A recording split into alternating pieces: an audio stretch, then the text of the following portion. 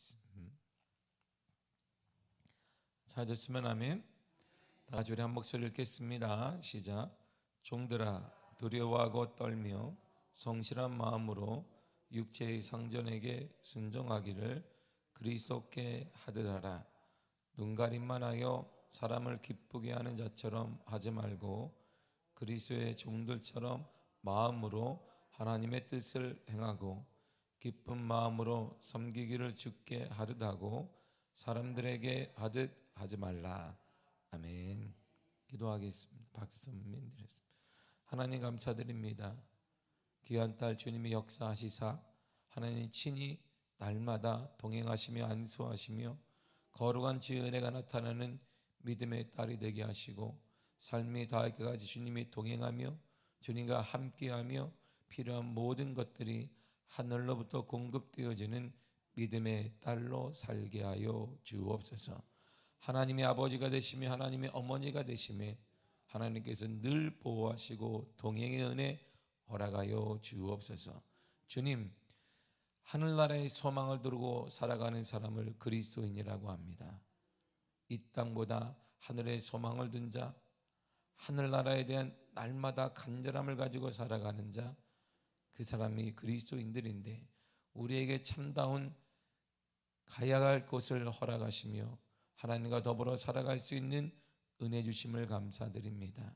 복된 그 길, 영원한 축복의 땅 그곳 홀로 가는 것이 아니라 사랑하는 믿음의 가족들, 사랑하는 사람들과 함께 그 땅을 갈 수 있는 믿음의 은혜를 모든 가정마다 모든 가문마다 주님 허락하여 주옵소서. 오늘도 말씀을 듣사오니 하나님 깨닫는 은혜 허락하시고 말씀대로 살아낼 수 있는 주의 은혜도 허락하여 주옵소서. 예수님의 이름으로 기도했습니다. 아멘.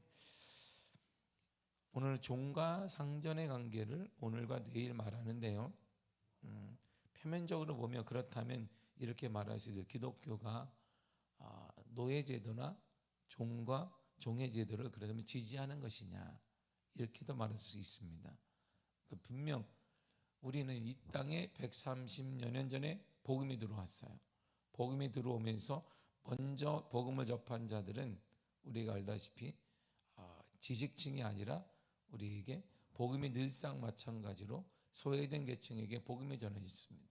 그래서 천민 중에 이 복음을 통하여서 제1호 우리가 연세학당을 통하여서 유학까지, 일본의 유학까지 보내서 선교사들이 천민 출신의 의사가 처음으로 나와서 그가 당시 상황으로는 할 수 없는 그 다음에 우리 일반 사람들을 치유하는 일이 기독교회사에 있습니다. 이처럼 복음은 가장 밑바닥에 있는 사람들에게 전해지고 또한 더 나아가서 위에 있는 사람들에게 전해져서 사회 변혁을 일으켜요. 우리나라 동일하게 나타나는 것이잖아요.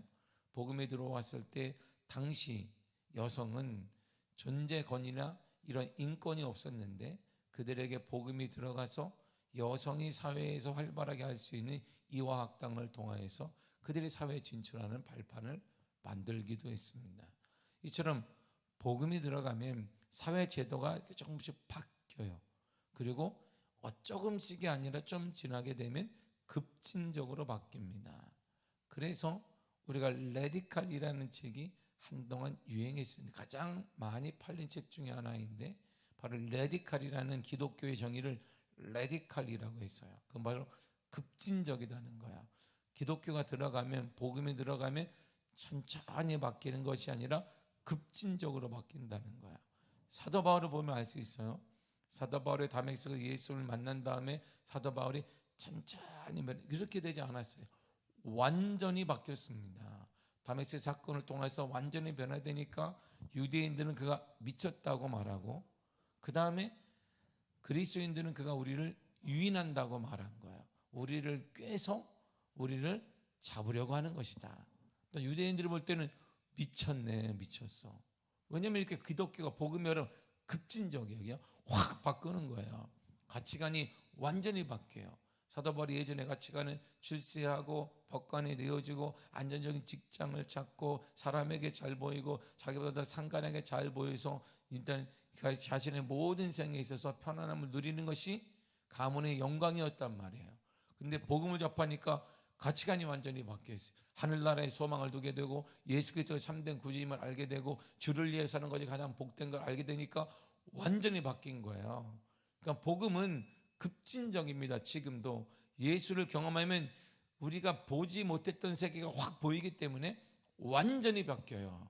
그래서 우리가 기존에 알고 있는 사람 볼 때는 미친 거 아니야? 이렇게 볼 정도, 이렇게 보게 된다는 것이죠. 사회 제도가 있어요. 예나 지금이나 가장 문제는 종과 상전의 문제. 종은 인권이란 없습니다. 2000년 전에 종의 인권 없어요. 그냥 물건이에요. 재산입니다. 재산. 종이 자녀를 낳으면 재산이 증식되는 거예요. 그러면 돈이든 팔면 되는 거예요. 인권이란 존재하지 않았는데, 그렇다면 급진적이라면 사도 바울의 경우를 본다면 사도 바울이 그 제도를 타파해야 되는데 그렇게 말하지 않아요. 아직은 사도 바울은 그렇게 생각한 거예요. 이것이 종들이 복음을 유대인들에게 뿐만 아니라 특별히 이방인들에게 복음을 전하니까 종들이 교회 안으로 막 들어와요. 그러니까 상전보다는 종들이 많은 교회가 된 거예요. 이걸 어떻게 처리하나? 사회적으로 보게 되면 이게 상전 앞에서 형제여 자매여 부르게 되니까 호칭부터 이상해지는 거예요. 그리고 함께 그리스도인이요 그러니까 상전이 볼 때에는 아니 저도 그리스도인이고 나도 그리스도인이야? 문제가 많은 것이죠. 그래서 사도 바울은 이 제도를 깰 생각이 깨지 않아요. 그대로 수용하되, 제도를 그대로 수용하되 그 제도 안에서 우리가 어떻게 하나 될 수 있고 어떻게 발전적으로 나가, 그리고 더 발전적으로 나가면서 이 제도가 상쇄될 수 있고 좀 더 나은 방에 갈 수 있는가를 우리들에게 제시해 주고 있는 것입니다. 그래서 종과 상전의 관계를 말해줘요. 종과 상전의 관계를 말해주기에 앞서서 기독교가 얘기하는 건 하나입니다. 인간은 모두 다 차별이 없는 동등한 존재라는 거예요. 이게 기본으로 깔려 있어요. 하나님 만드신 모든 피조물은 상전과 종 상관없이, 남녀 상관없이 모두 다 차별 없는 동등한 존재라는 것이죠. 이 복음이 그래서 130년 전에 140년 전에 이 땅에 들어왔을 때 이러한 동등한 인권을 한 명목으로 이 복음이 들어왔고, 그래서 이 땅이 개혁과 바람이 일어난 것입니다. 그래서 사람이라고 취급하지 않았던 천민 중에 복음을 듣고 의사가 되어지고 상위계층이 되어지고 여성들에게 복음이 들어가서 여성이 지도자로 세워지는 일을 우리가 보았고, 역사적으로 우리는 눈으로 정확히 한국을 통해 경험했습니다. 이처럼 기독교 복음 안에 모든 사람은 동등한 거예요. 모든 사람은 동등한 존재. 많이 배우나 적게 배우나, 많이 가진 사람이나 적게 배운 사람이나 하나님 보시기에는 똑같은 거야. 어떻게 똑같은데요? 다 죄인이에요. 다 죄인인 것입니다. 우리가 비행기를 타면 갈 수 있어요. 비행기를 타고 쭉 올라가게 되면 사람들이 처음에 비행기가 이렇게 활주로 해서 갈릴 때는 저기 있는 사람도 보이고, 이렇게 뭐 이렇게 나쁜 이렇게 뭐 지시하는 사람도 다 보여요. 근데 어느 정도 올라가면 사람이 참 어느 정도는 보여요. 어떻게 보이냐면 점으로 보여요. 점. 더 올라가면 안 보여요.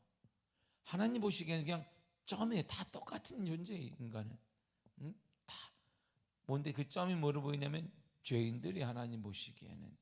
근데 죄인들 속에서 더 놀라운 것은 잘났네, 못났네, 자기들끼리 싸우고 있는 거예요. 하나님 볼 때는 똑같은 존재들이, 죄밖에 짓지 않는 존재들이 가만히 놔둬도 지금 시원찮은데 자기들끼리 싸워요. 자기들끼리 싸우고 분쟁 일으키고 여러 가지 일들을 많이 하게 되는 것을 보면서 참 재미있다라고 볼 수도 있지만 안타깝다라고 우리가 말하기도 하는 것입니다. 그래서 갈라디아 사도 바울이 썼던 갈라디아서를 보게 되면 인간의 존재를 이렇게 말해주고 있습니다. 갈라디아 3장 28절입니다. 시작. 너희는 유대인이나 헬라인이나 종이나 자유인이나 남자나 여자나 다 그리스도 예수 안에서 하나이니라. 아멘. 다 하나예요. 남자나 여자나 종이나 자유인이나 종이나 상전이나 다 똑같다. 누구 안에서? 그리스도 안에서 똑같은 거예요. 예수 안에서는 똑같은 거예요. 주님 안에는 똑같은 사람들은, 복음 안에는 누구나 다 똑같은 거예요. 하나님이 만드셨고, 하나님이 만드셨는데 이들은 죄를 범했고, 하나님의 긍휼이 필요한 사람들, 하나님의 은혜가 필요한 사람들, 그리스도의 은혜가 필요한 사람들에 불과하다, 이런 말입니다. 우리 모두는 똑같아요. 뭘로 똑같은데?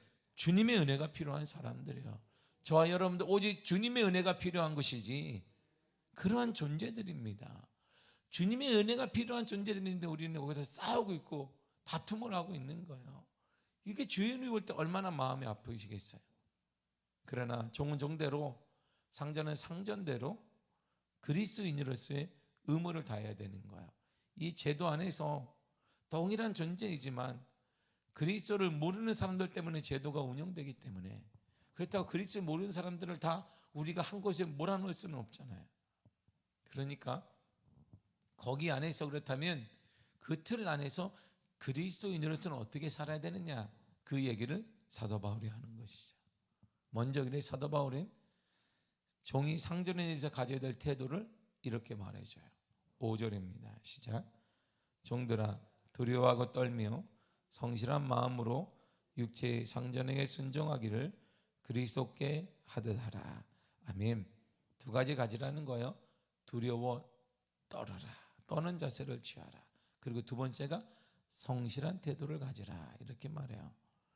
이 두려워 떤다는 것은 종이 상전에 오면은 큰일 났네 이제, 큰일 났다 이제, 내가 뭐 잘못했나? 응? 상전이 뭐라 하면 이제 나 맞는 거 아니야? 상전이 뭐라 하면 나 이제는 감옥 가는 거 아니야? 이런 말이 아니에요. 이 정확한 원어의 뜻은 뭐냐면, 내가 부족한 점이 있거든 그것을 대비하고 준비하라, 이런 뜻이에요. 원뜻은. 근데 이게 한국말로 하니까 두렵고 떨다 그러니까 잘못했구나. 딱 이게 상대의 눈을 딱 주는데 원하는 게 있는데, 왜요? 그러면 큰일 나는 거 아니야? 이런 말이 아니에요.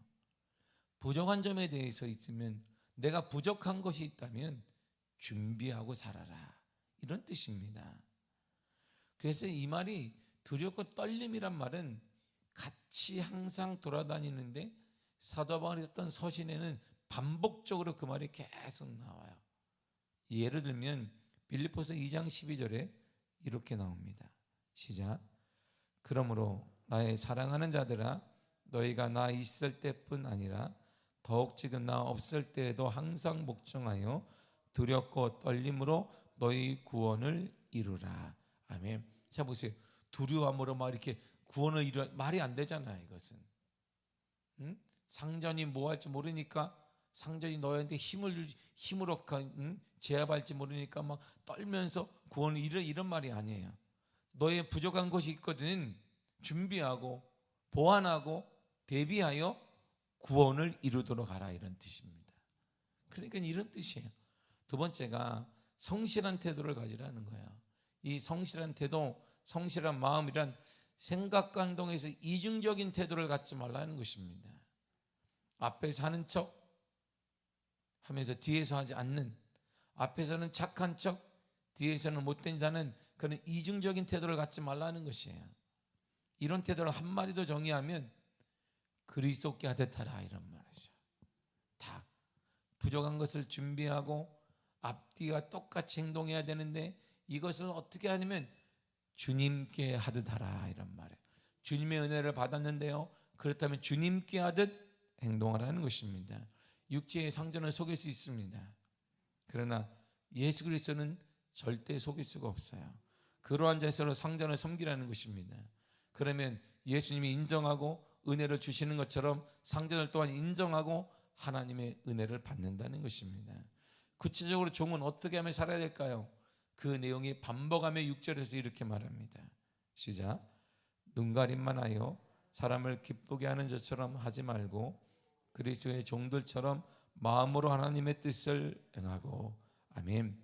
주인 상전이 볼 때만 열심히 일하는 척 하지 말라, 이런 말이에요. 응? 상전이 눈을 딱 뜰 때만 막 열심히 닦고 상전이 쓱 가면 에이, 뭐 하는 거야 이렇게. 그 상전이 갑자기 나타나면 어머 왜 떨어지지, 걸레가 여기 떨어졌냐고 또 막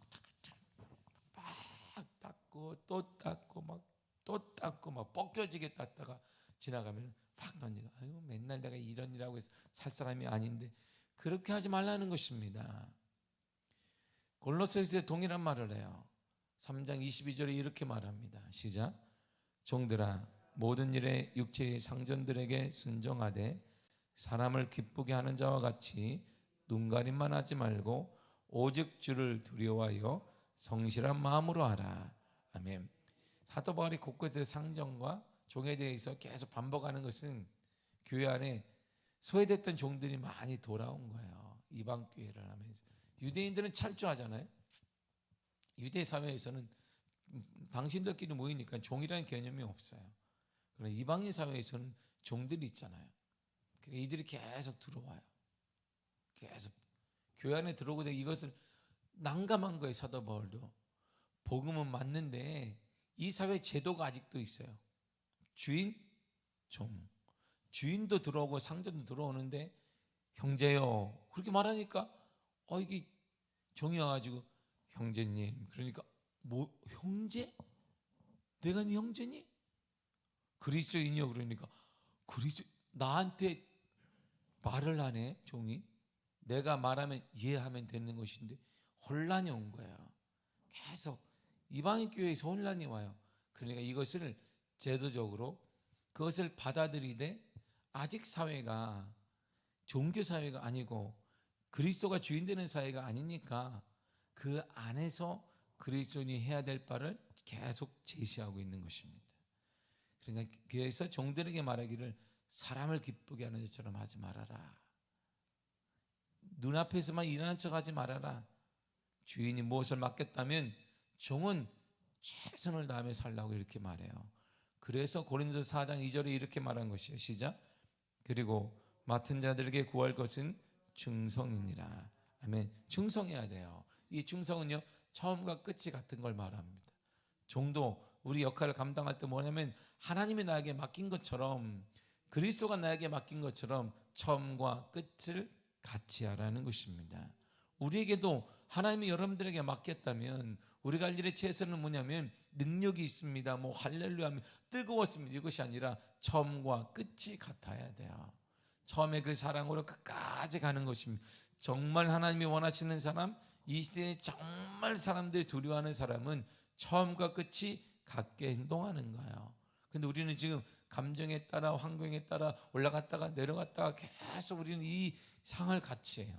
성화되는 게 뭐냐면 폭이 예전엔 컸는데 점점 줄어드는 거예요. 성화라는 예수님을 닮아가는 게. 그래서 그것이 계속 지속하다 보면 어느샌가 그냥 쭉 변함없이 가고 있는 거예요. 누구?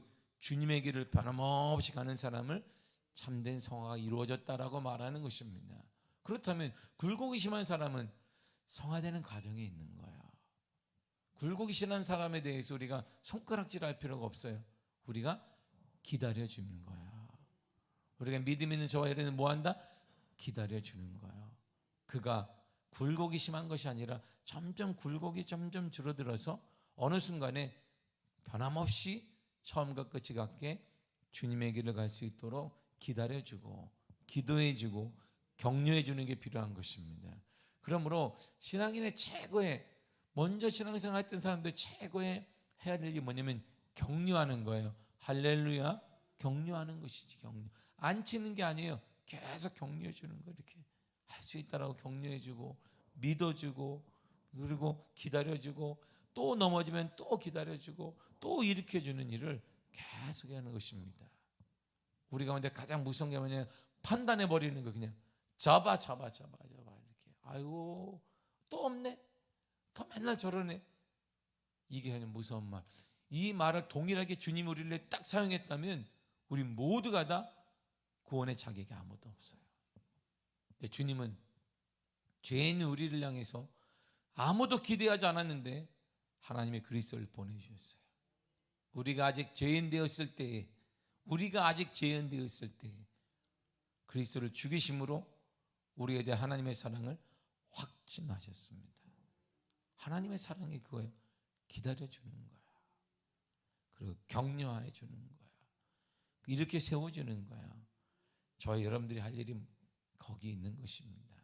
우리 신앙인들이 할 일은 기다려주고 격려해주고 넘어졌으면 다시 일으켜주고. 왜? 언제까지? 주님 나라 갈 때까지. 그게 부모 역할이기도 하고 신앙인의 역할이기도 하고 먼저 예수님을 알아간 사람들의 역할이기도 한 것이죠. 그러므로 이 충성이란 말은 정말 아름다운 말. 이것을 사도 바울은 요구하고 있습니다. 누가 보든 안 보든 상관없이 처음과 끝이 같아야 된다는 것입니다. 그런 자세를 지녀야 돼요.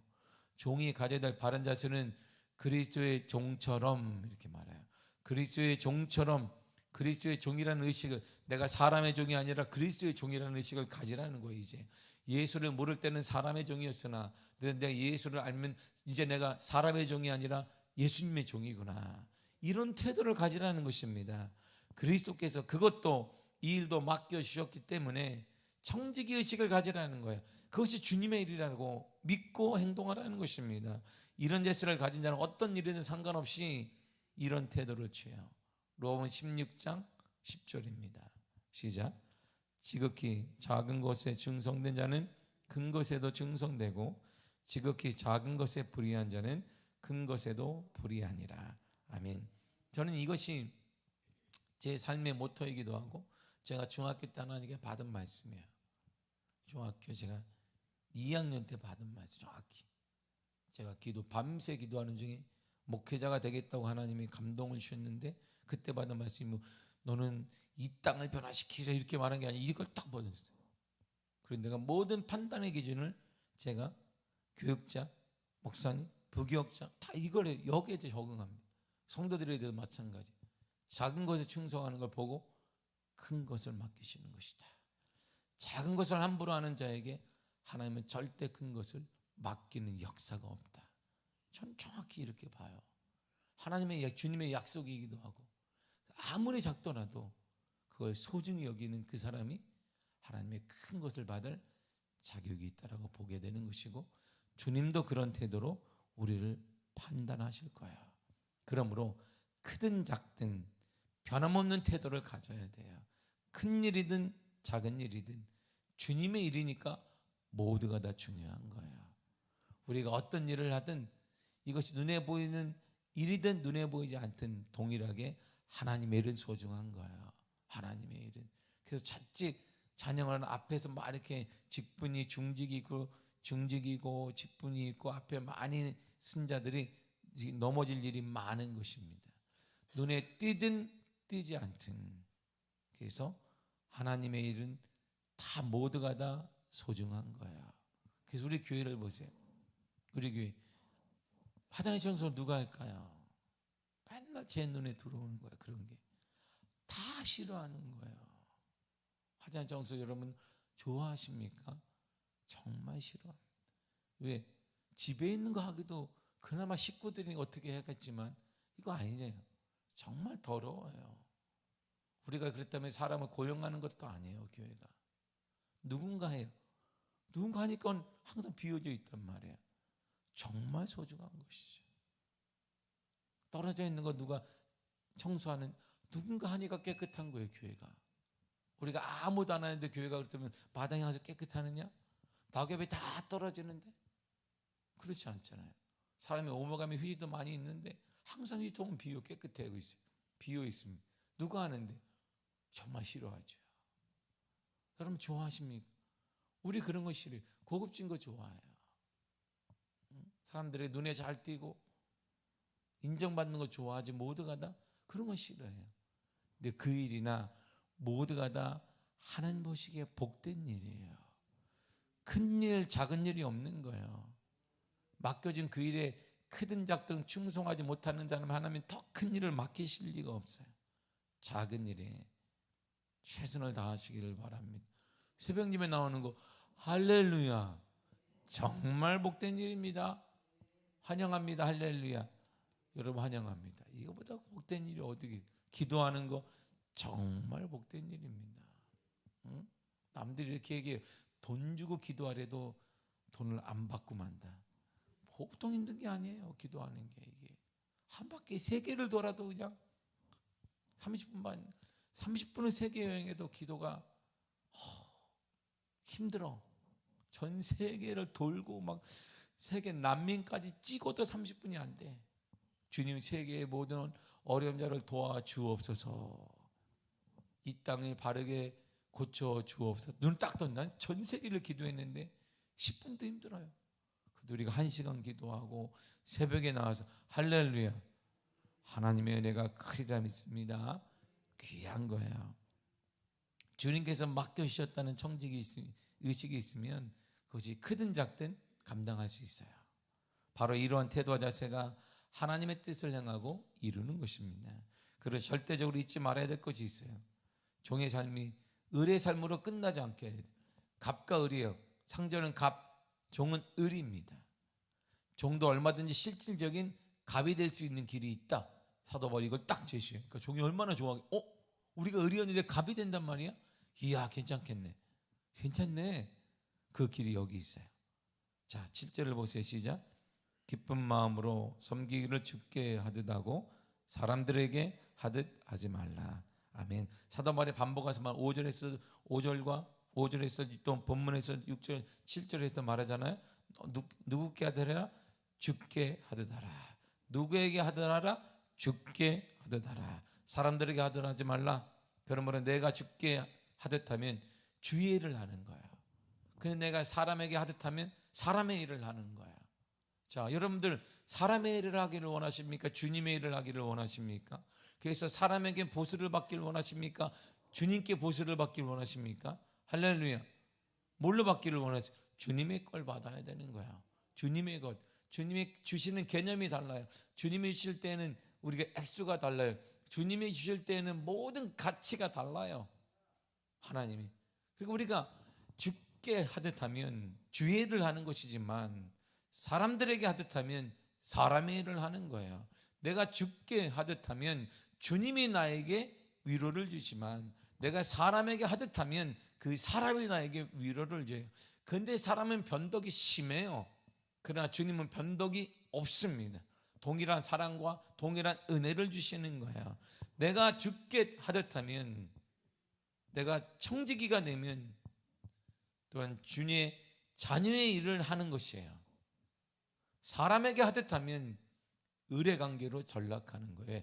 그 사람이 갑이고 그 사람 내가 을이 되는 거예요. 그러나 주께 하듯 하면 주님이 나의 아버지고 나는 자녀로서의 역할을 감당하는 것입니다.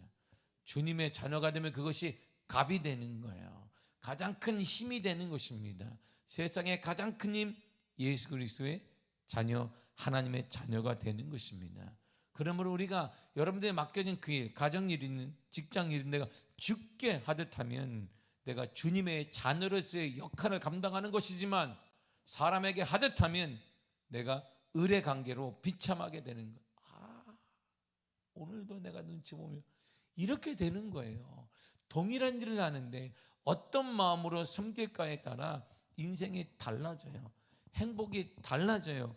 기쁨이 달라지게 되어 있습니다. 그런 은혜가 여러분 삶에 나타나기를 간절히 바랍니다. 이것이 믿음의 시야의 차이예요. 환경은 변하지 않는데 믿음으로 보느냐 보지 않느냐에 따라 우리 인생이 완전히 달라져요. 우리가 처한 현실이 완전히 달라져요. 이게 하나님의 은혜인 것입니다. 결론을 맺습니다. 내가 주께 하듯 하면 우리는 자녀로서의 역할을 감당하는 거예요. 그러나 내가 사람에게 하듯 하면 그는 갑이 되고 나는 을로 전락하는 거예요. 누굴 위해 하겠습니까? 여러분들이 맡겨진 그 일, 가정의 일이든 어떤 일이든 주께 하듯 하세요. 그러면 내가 자녀의 역할을 감당하는 것이에요. 하나님의 자녀는 세상의 갑이 되는 것입니다. 그러나 사람에게 하듯 하고 눈치를 보게 되면 을로 전락해서 항상 불평과 항상 스트레스를 받는 삶이 이어져 가는 것이지요. 오늘도 여러분들의 삶 속에 주님께 하듯 기쁨으로 살아가시기 간절히 축복합니다.